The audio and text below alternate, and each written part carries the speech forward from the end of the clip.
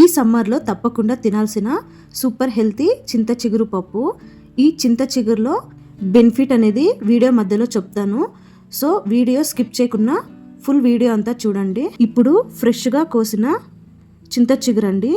పప్పు అనేది ఎలా తయారు చేయాలో చూసేద్దాము.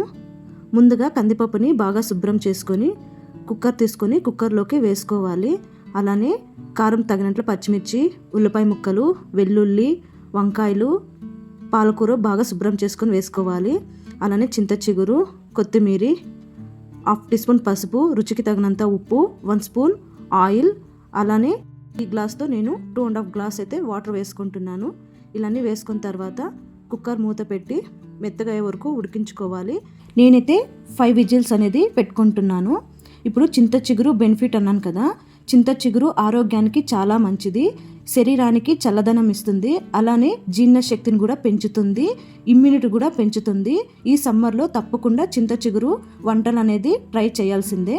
చూసారా, 5 విజిల్స్ తర్వాత నాకు ఓపెన్ చేసి చూస్తున్నాను, బాగా మెత్తగా ఉడికిపోయింది.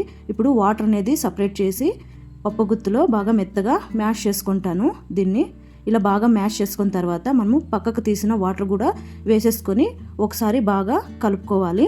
ఇప్పుడు దీనికి పోపు అనేది వేసుకుందాము. కడాయి పెట్టి కడాయి బాగా హీట్ అయిన తర్వాత ఆయిల్ వేసుకొని సాసులు, జీలకర్ర, మినపప్పు, అలానే వెల్లుల్లి వేసుకొని ఇవి కొద్దిగా మొగ్గాక ఎండుమిర్చి, అలానే కరివేపాకు, ఉల్లిపాయ ముక్కలు వేసి బాగా గోల్డెన్ కలర్ వచ్చే వరకు వేయించుకోవాలి.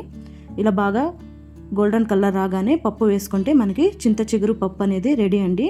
ఇది టేస్ట్ చాలా బాగుంటుంది, రైస్కి కానీ ముద్దకు కానీ చాలా బాగుంటుంది. మీరు కూడా ఒకసారి ట్రై చేసి ఎలా వచ్చిందో కామెంట్ బాక్స్లో కామెంట్ చేయండి. సబ్స్క్రైబ్ చేయండి. Thank you.